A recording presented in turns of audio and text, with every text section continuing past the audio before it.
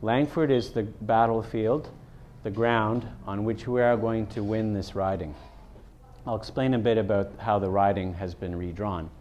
Previously, we always had South Nanaimo, North and Ladysmith in their entirety, and about a voting block of about 8 or 9,000 strong union votes, NDP votes.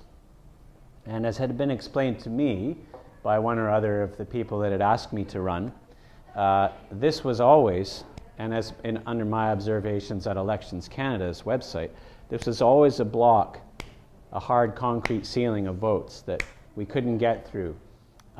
Reed Ellie couldn't get through it when he ran another time.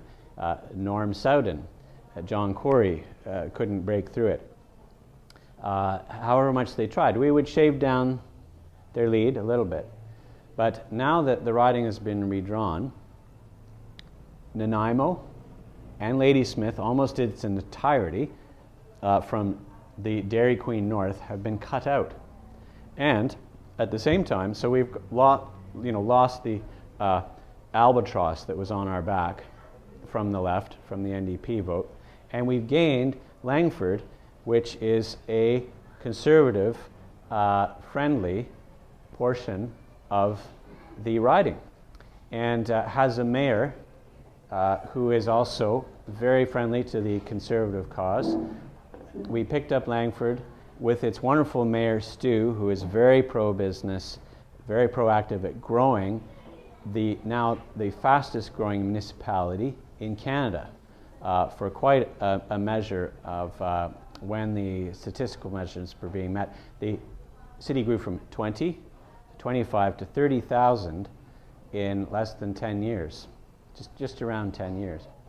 And I met with Stu a few days ago and had a good time with him. I met the Liberal opposition leader who's been chosen, and our esteemed member who's been put forward as the candidate for Esquimalt riding, who won by acclamation. Lovely to meet her and some of the other civic leaders in the Langford area. And the excitement in the room from all the business leaders, and particularly the women that I talked to, was contagious.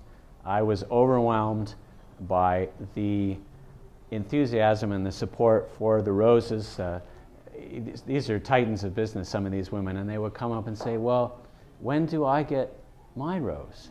And to be able to tell my story. So I felt that we had a real story here happening.